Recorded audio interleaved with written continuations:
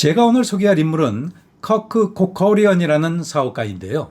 경영학자들에게는 거의 알려져 있지 않은 사람이랍니다. 제가 오늘 영상에서 그를 다루는 이유가 바로 이 점 때문인데요. 여러분도 함께 판단해 보시죠. 그에 대한 학자들의 평가가 합당한 것인지 아니면 부당하게 저평가된 것인지 말입니다. 여러분들은 대부분 도널드 트럼프나 스티브 위는 아실 텐데요. 커커리안도 이들과 마찬가지로 부동산 개발과 카지노 사업을 했답니다. 그가 설립한 대표적인 카지노 호텔로는 라스베가스 힐튼과 MGM 그랜드가 있고요. 또한 스티브 윈이 건설한 미라지와 벨라지오 호텔을 인수한 사람이 바로 커커리안이랍니다. 한마디로 라스베가스 스트립에 있는 대부분의 호텔들이 한 번쯤은 그의 손길을 거쳤다고 보시면 맞을 겁니다. 그리고 도널드 트럼프 하면 협상의 달인이라고들 많이 얘기하는데요.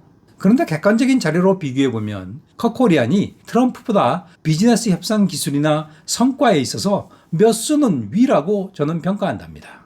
커커리안이 이 두 사람보다 나은 점은 이것만이 아닌데요. 트럼프와 스티브 위는 금수저인 반면에 커커리안은 무일푼으로 이런 대단한 업적을 이룬 것이거든요. 돈도 커커리안이 이들 둘보다 몇 배 이상 벌었죠. 마지막으로 커커리안은 트럼프와 스티브 위원과는 비교도 할 수 없는 인품의 소유자랍니다. 이 둘과는 달리 커커리안은 평생 단 한 건의 성추행 문제도 없었지요. 사망하면서 자신의 재산 거의 전액을 자선단체에 기부한 사람이기도 하답니다. 자, 그럼 라스베가스 부동산의 진정한 주인 커크 코커리안의 비하인드 머니 시작하겠습니다.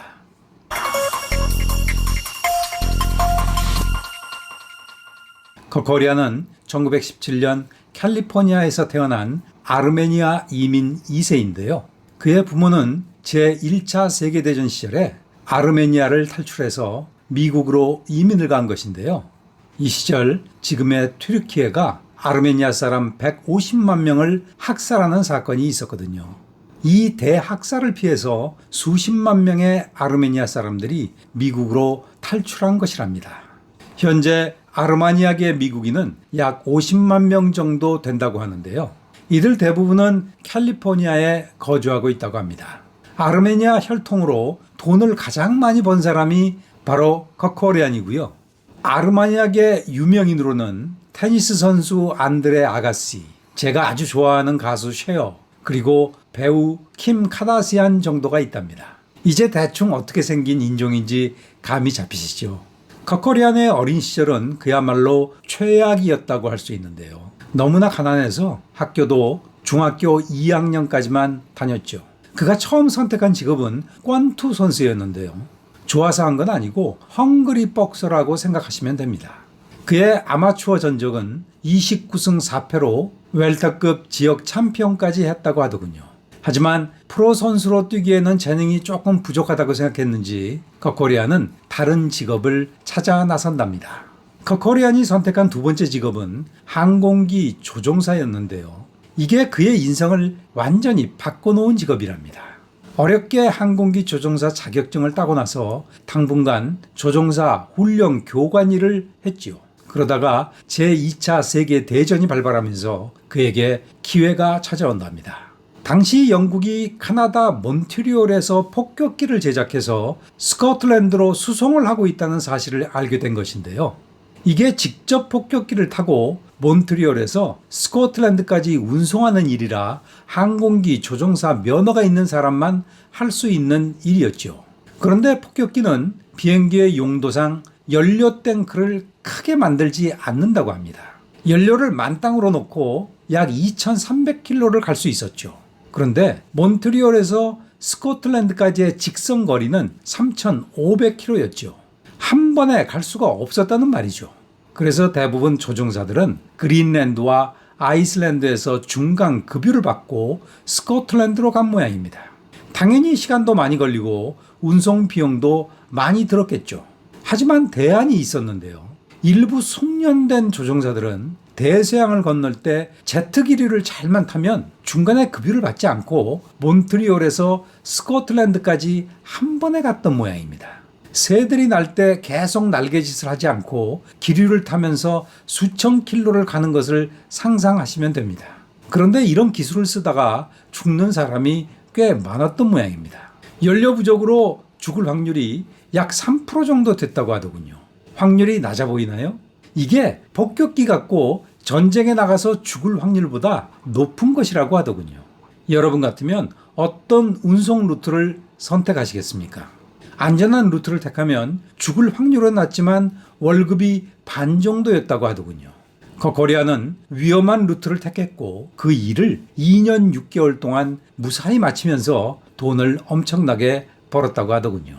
지금 우리 돈으로 한 달에 2,500만 원 정도를 벌었다고 하네요.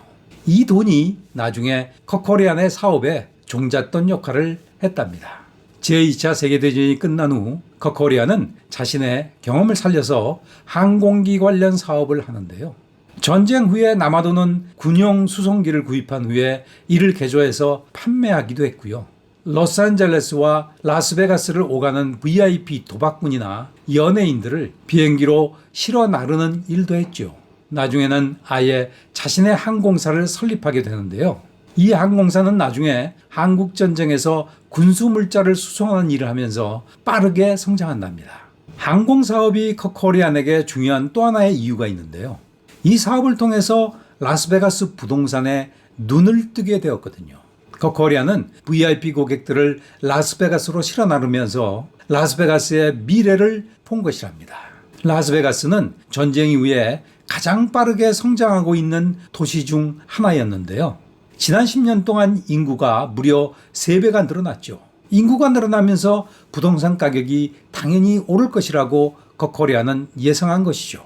코코리안이 라스베가스에 처음 토지를 구입한 것이 1962년인데요. 현재 시저스 팰리스가 위치한 땅 80에이커를 구매한답니다. 이게 축구장 40개 정도가 들어가는 크기라고 하더군요. 이걸 100만 달러에 사서 6년 뒤에 시저스 팰리스에 900만 달러를 받고 판답니다. 6년 만에 9배 장사를 한 것이죠. 코코리안이 라스베가스에 투자한 두 번째 땅이 현재 웨스트게이트 카지노가 있는 자리인데요. 많은 사람들은 라스베가스 힐튼 카지노로 알고 있는 곳이랍니다. 1967년 그는 이 장소에 축구장 50개 정도 크기의 부지를 500만 달러에 매입하는데요. 이번에는 이 부지에 자신이 직접 카지노 호텔을 건설한답니다. 그 카지노가 인터내셔널 호텔인데요. 오픈 당시에 세계에서 가장 큰 호텔이었다고 하더군요. 특히 엄청난 규모의 공연장이 유명했다고 합니다. 코코리안은 호텔 오픈과 함께 당시 최고의 가수였던 바브라 스트라이샌드와 엘비스 프레슬리를 데려다가 30일 연속으로 공연을 했다고 하더군요. 또한 그는 인터내셔널 호텔에 투입할 카지노 인력을 원활히 공급하기 위해서 아예 플라멩고 카지노를 인수하기도 했죠. 하지만 그는 1971년 이 두 호텔을 힐튼 호텔에 매각하면서 플라멩고 힐튼과 라스베가스 힐튼이 탄생한 것이랍니다. 사실 코코리안이 고생해서 건설한 이 두 호텔을 매각할 수밖에 없었던 이유가 있었는데요. 제가 이전 영상에서 한번 다뤘던 하워드 휴즈라는 라스베가스 부동산 거물의 방해 공작 때문이라는 설이 있답니다. 간략히 말씀드리자면 휴즈가 라스베가스에서 자기보다 유명해지고 있는 코코리안이 미웠던 모양인데요. 그래서 자신의 모든 인맥을 동원해서 코코리안의 돈줄을 모두 막아버렸답니다. 하지만 코코리안은 이 두 호텔을 힐튼에게 매각한 자금으로 새로운 호텔을 라스베가스 스트립에 건설하는데요. 그게 바로 1973년 오픈한 MGM 그랜드 호텔이랍니다. 이게 객실수가 2,000개에 달하는 당시 세계에서 가장 큰 호텔이었답니다. 여기서 잠깐 MGM이란 호텔 브랜드에 대한 얘기를 해야 할 것 같은데요. MGM은 원래 미국을 대표하는 영화 제작사이죠. 영화 인트로에 사자머리가 나와서 울부짖는 영화사가 바로 MGM인데요. 그런데 1950년대부터 헐리우드 시대가 저물면서 미국의 모든 영화 제작사가 어려움을 겪게 되었고 그 유명한 MGM이 헐값으로 시장에 매물로 나온 것이랍니다. 1969년 코코리안은 기회를 놓치지 않고 그 MGM을 인수한 것이죠. 이 덕분에 커코리아는 헐리우드 명예의 거리에 자신의 이름을 새기기도 한답니다. 커코리아는 기업의 가치를 바르게 평가하는 남다른 눈을 갖고 있었던 것 같은데요. 다른 사람들과는 달리 그는 MGM의 컨텐츠와 브랜드를 높게 평가한 것이죠. 그리고 그 컨텐츠와 브랜드를 활용해서 MGM 그랜드 호텔을 건설한 것이고요. 저는 개인적으로 이 점을 커코리안의 최대 업적이라고 꼽는답니다. 그리고 나중에 MGM 스튜디오를 다른 기업에 매각하는데요. 보다 정확히 말씀드리면 MGM을 3번이나 샀다가 팔았답니다. 이 과정에서 몇 조 원의 돈을 벌었고요. 그것도 호텔과 리조트 사업에 MGM이라는 브랜드와 캐릭터를 자신이 사용할 수 있는 권한은 남겨놓고 말이죠. 기업 인수합병이 그렇게 활발하지 않았던 시절에 커코리아는 이 모든 일을 해낸 것이랍니다. 참 시대를 앞서가는 투자자였던 것 같습니다. 1986년 커코리아는 MGM 그랜드를 다시 매각하는데요. 그 결과 MGM 그랜드 호텔은 말리스로 이름이 한번 바뀌었다가 최근에는 홀슛으로 다시 한번 이름이 바뀌게 된답니다. 마지막으로 1993년 예전 MGM 그랜드가 있던 곳에서 그리 멀리 떨어지지 않은 부지에 MGM 그랜드 호텔을 다시 한번 건설하는데요. 이전 MGM 그랜드보다 2~3배 이상 큰 호텔이죠. 이게 현지까지 남아있는 MGM 그랜드 호텔이랍니다. 커코리아는 다시 한번 세계에서 가장 큰 호텔을 건설한 것이죠. 이때부터 커코리아는 메가 리조트의 아버지라는 칭호를 얻게 된답니다. 커코리아는 이 외에도 라스베가스에 여러 다른 호텔을 건설했지만 시간 관계상 생략하죠. 또한 앞서 말씀드렸지만 커코리아는 2000년 그의 나이 83세에 스티브 윈의 카지노를 인수했답니다. 요약하자면 라스베가스 스트립에 있는 대부분 호텔들이 한 번쯤은 그의 영향력 하에 있었다는 말이죠. 자, 이제 정리할 시간인데요.